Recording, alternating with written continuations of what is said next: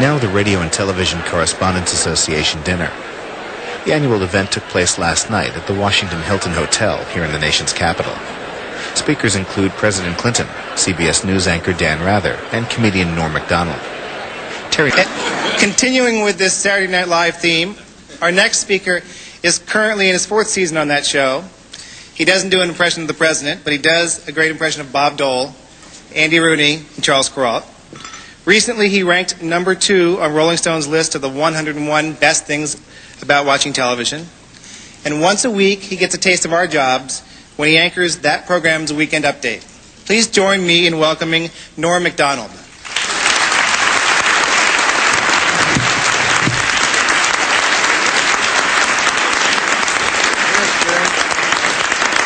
All right. I won't be as funny as that last bit. Just so you know. Well, good evening, Mr. President, Mrs. First Lady, and the distinguished members of the Radio and Television Correspondents' Dinner. When I accepted the honor of performing here tonight, one thought crossed my mind, and that was, please, God, don't let me bomb in front of the President.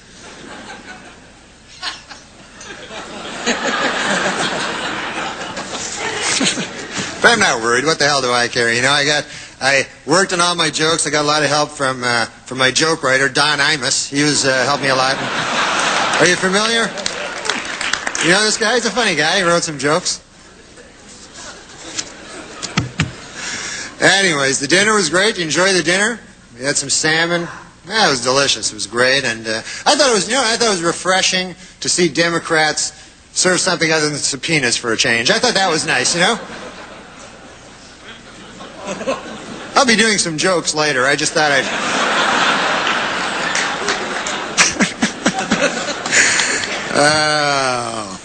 But it is rather daunting to me. I'm just a guy, What the hell am I?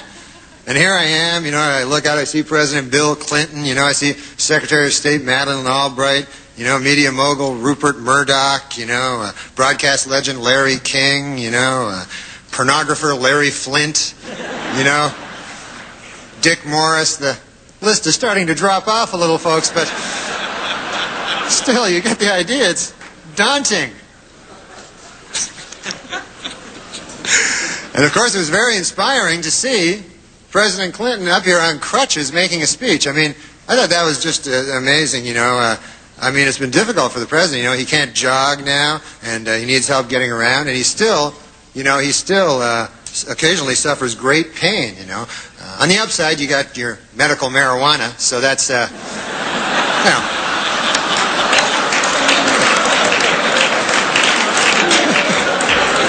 You must inhale, sir. It's the only way you're going to get better. But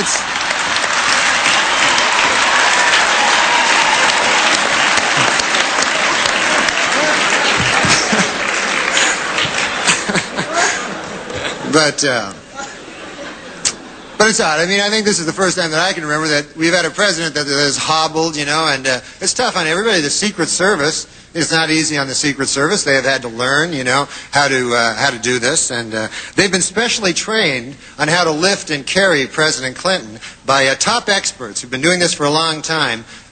Boris Yeltsin's Secret Service agents. They've stepped in to help,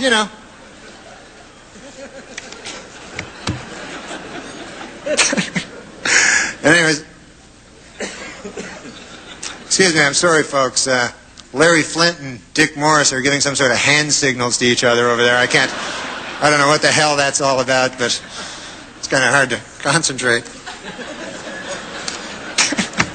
Larry Flint is here tonight. But also, present this evening, Madeleine Albright, the Secretary of State. Ms. Albright's been very busy, She just returned from Russia, where she... applied for her? Yeah, Madeleine Albright. She's been very busy. She just went to Russia, where she met with Boris Yeltsin, and they had some talk on NATO expansion. I guess they kind of had a tense meeting, When Ms. Albright came back out, she said, for this I traveled 5,000 miles to meet with some drunken Mashugana? On my worst enemy, I wouldn't wish this. This is...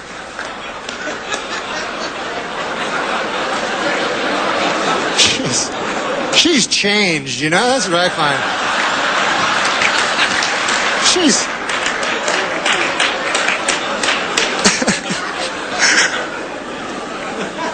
But of course, looking around the room, I also see many distinguished members of the Fourth Estate. I see Brian Gumbel is here, and he just signed a multi-year contract, of course, with CBS. And, you know, he took some time off to be with his family after the Today Show. But Bryant, in his heart, you know, is a newsman. And after a few weeks, he realized, you know, that he missed the excitement and thrill that you can only get by making millions and millions of dollars. So...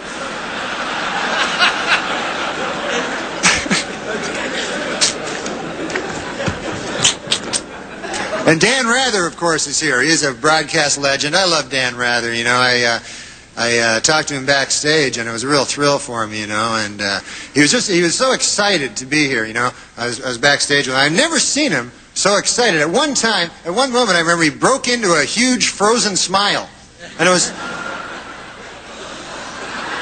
There it is again. There it is. Take a look. That's the huge frozen smile I'm talking about. We got a lot of power here, a lot of juice. Mr. Rule Arledge is here, of course, the chairman of ABC News, you know, and a lot of crazy stories coming out of that division, you know. You know, stories about this person sleeping with that person and all that, you know. Scandal after scandal. And if you heard the latest, I heard this just the other day. There's a rumor that last week, a certain, I don't want to say who it is, a certain gentleman in ABC News, he went to a party and he got really drunk and he ended up having sex with his own wife. I don't know how these rumors get started, but you know, it's probably just a vicious rumor, really, you know. But as Mr. Arledge knows, of course, TV has become a very tough game. You got to stay competitive, you know. As we all know, ABC's Good Morning America is in a little turmoil, you know, a little trouble, a little rating trouble, and they're considering a lot of ways now, you know, to boost the ratings, and I don't know, I think they're getting a little desperate. I heard that next week Charles Gibson will announce he's a lesbian. I mean, is that going to help anything? Nobody wants to hear that. Martha Stewart is here, and she wanted me to tell you, don't let the busboys clear your table off tonight, because a little later Martha will come up here, and she's going to show us how to take those old discarded fish bones and make a beautiful birdhouse. So,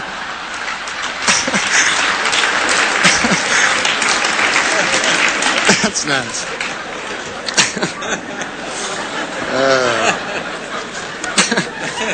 I'm very nervous. I don't know why.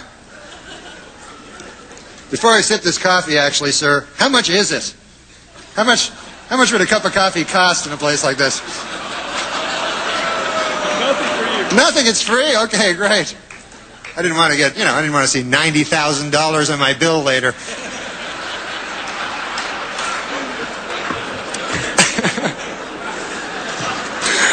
I'm sorry. And of course, there are some important Washington figures who couldn't be here tonight.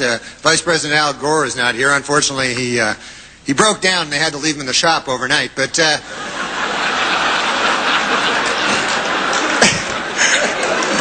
say he'll be all right later. Something wrong with the voice box or something. I don't know what it was. House Speaker Newt Gingrich is not here. A little while back, of course, everybody knows that Newt pushed through a lot of budget cuts in the arts, particularly in PBS, you know, and the effects are being felt now. I can see it, even as a layman, you know, just watching. You know, the other day I watched that show, the Frugal Gourmet. It changed its name to the Cheap Bastard. I mean,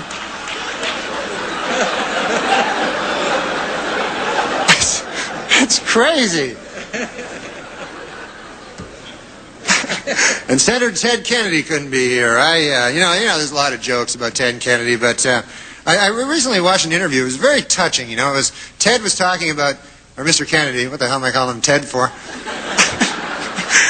Senator Kennedy was talking about how he proposed to his lovely wife Vicki Reggie, and it was very touching. You know, it was a different side of Ted Kennedy that you don't see. He was very old-fashioned or romantic. You know, when he made the proposal, it was very nice. He got up on one knee and he, it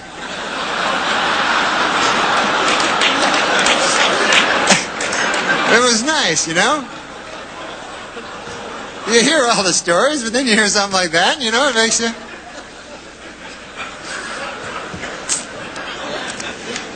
I'm starting to relax now, you know? I think I'm relaxing a little. And that's not just the booze talking. I think I really am relaxing. It's the Xanax, the Prozac, and the booze talking. But, no, I'm a little nervous, you know? I mean, who the hell am I? But,